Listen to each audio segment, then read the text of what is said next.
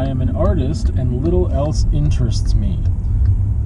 That is a variation of the quote that's a little more accurate for me, because I think the original quote is I am an artist and nothing else interests me. However, that doesn't apply. So there was an article on Facebook. I can't remember the name of the page right now, but it was like LitHub or something to do with reading and writing. And I can't remember the name of the author that said it, but that's what she said. And it was part of like a little interview with her. And yeah, I really liked it, because for a moment I was like, yup, me too. And then I was like, well, nothing else interests me is a little strong, but not a lot else does interest me, and that is true. So yeah, little else interests me. But I started thinking about the things that do interest me that are not related to me being an artist. And then things started snowballing, and I was like, nope, stop, and we'll have a conversation about it. So immediately when I was like, what do you mean, like, there are other things, like, what do you mean that nothing else interests you? And I was thinking of relationships interest me that are not based off of me being an artist. More on that in a second. But I mean, there are relationships, whether it be romantic relationships or friends or family, that I feel like that isn't, I mean, that is of a lot of interest to me, and it is not solely hung up on my identity as an artist and me as an artist.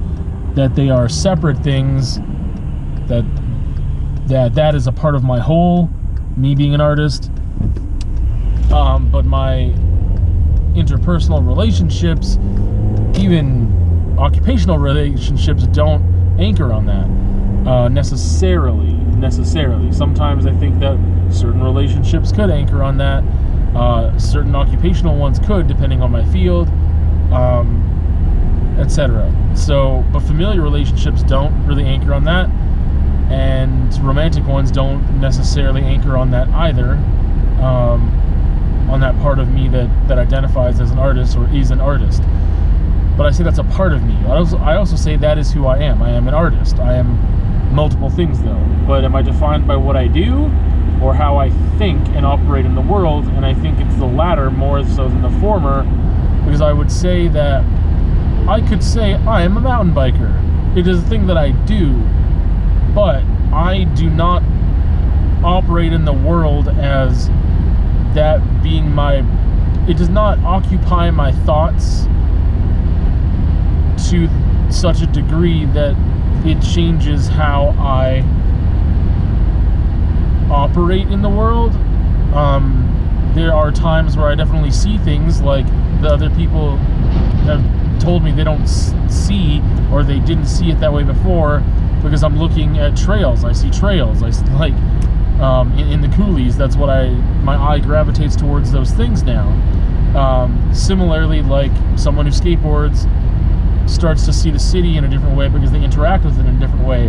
Or in my past with doing graffiti, that I started to see the city differently based on what could I tag, how would I do that, why would I want to do that, that looks like a great spot, and trying to work things out. And that's the way that I sometimes saw my surroundings, was based off of how I was able to interact with my surroundings. So living in Lethbridge, the mountain bike thing, I mean, as an example, I definitely do see things differently, and I operate a little differently, but not a lot. Whereas, like, I would say that is a part of my identity, but the artist part of my identity is much more my identity. It is, honestly, I would say I am more artist than I am teacher, even though I would like that to be a part of my identity, but that's a whole other thing, because I feel as though that is in my soul, and that is something that I want to do, and more than just an occupation, I'm passionate about it, but it is not part of my occupation, which, not yet. It's so in flux with contracts and then subbing, and not having my own classroom, and just not being on a contract yet, not being a permanent, full-time teacher, that it makes me feel weird about it. But anyway, regardless, artist is much more my identity. So if I say I am an artist and nothing else interests me, that's just not true. People interest me, relationships interest me. If I was incredibly solitary, I would say that is more, that would be really legit. Like, little else interests, or nothing else interests me. But again, I say that little else, and there's a big thing that really interests me, but it is so tied up in my artistic practice that it is very difficult for me to separate. So other than relationships with people, or just relationships in general, I mean, like, relationships with animals, like, I would say that isn't tied to me being an artist. Having a dog, or having relationships with dogs, or whatever, like, with animals, pets, like that interests me very much. I feel like it enriches my life very much, and it has really nothing to do with art. But again, being an artist was part of that quote. I am an artist and nothing else interests me. And I say little else interests me because that is more accurate. Again, relationships interest me. But the other thing that goes hand in hand for me is, and we're using that term interest like how I felt it's supposed to be used here, not just like, I am interested in cars. Like, I have a very little interest in vehicles, but I mean, there's some there, or I don't know. Anyway, or the mountain biking thing, right? Like, that is something that interests me, but it's not in the way that I believe this quote or this line was using that word, interest. So just personal, like, self-betterment interests me the same amount that art does, or being an artist does. To me, that is part of my artistic practice, though. To me, the way that I navigate life and reflect on my experiences is art. That is my artistic practice, is like, reflection is a huge piece of artistic practice for me. And it is one of those things too that I stole from Pollock in a way. I've said this many times before, but I'm not a huge fan of his output, as in like the finished product, the thing that hangs in the gallery, just from a purely aesthetic view. I'm not a huge fan of that. You'll just say his paintings they don't speak to me, but his painting philosophy does. His artistic philosophy does, because he had said that, the paintings are evidence of the artistic process. They are evidence of art. For him, the process was art. And I feel like for me, the process of life is art. But it's not just experiences. To me, that is not a well-lived life. Because if you are just acting and not reflecting on your actions in a way that is based on wanting to improve and change your actions in the future to be a better person, however you deem that to be a better you, then I feel like that's like a life half-lived, or just not worthy of the gift. So to me, art is also that process. It is for him, like he was saying, like his studio was like the arena of creating art, and like the art was the act of creating.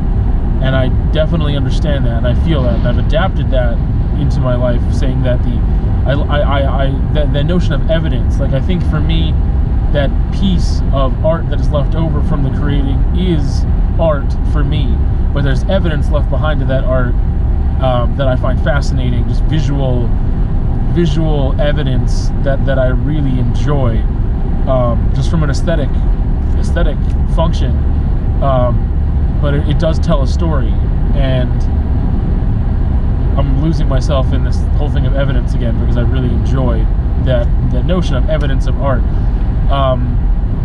But I have gotten a little further away from Pollock's original if you want to call it a thesis of the act of making art is the art itself, and what's left over is the evidence of that. Anyway, I believe that, you know, what interests me greatly more than anything is the act of reflecting on experiences, and having experiences worth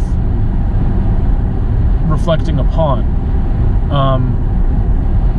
And something that I have been exploring a lot is the notion of constructive tasks, I guess, on being productive and what that is. And I think that most experiences in life can be productive, but it has a lot to do with how you reflect on those experiences.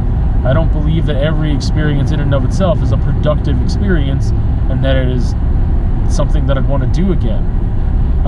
But again, it's all framing afterwards a lot of the time of whether or not that is something that you can turn into, put it that way, turn into art, right? Like, I don't think that going to the grocery store is necessarily something that I find inspiring for art, but sometimes things can happen on the way there, you know, or during your trip, and you can reflect on that, and you can have a moment where you gained something. And I think that is something I'm very focused on, is gaining understanding of myself in this world, because I don't feel like I can understand or grasp the intentions of other people or this world and how it operates in a certain way, and all I can do is reflect on my own actions and why I do them. And I automatically think about other people's actions and why they do them, and their intentions, and also the outcomes of their actions and consequences, etc. That's really automatic for me to do for other people too.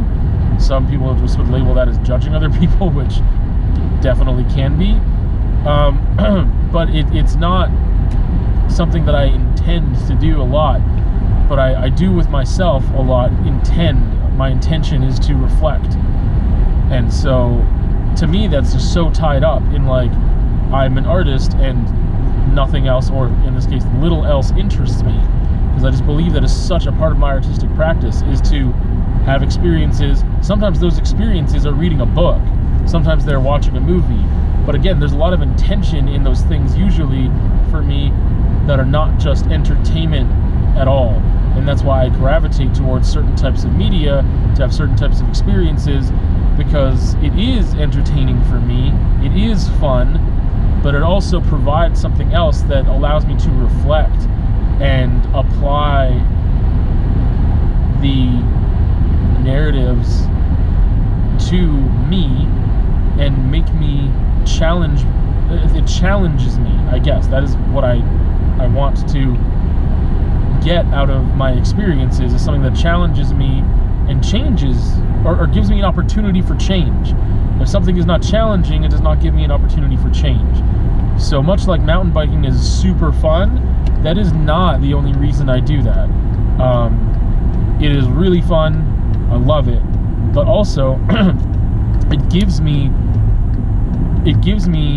space and time for reflection. It challenges me, I mean, physically, but also mentally. And what it really does for me mentally and emotionally is that it gives me space. It gives me, what do I want to call it? Moments of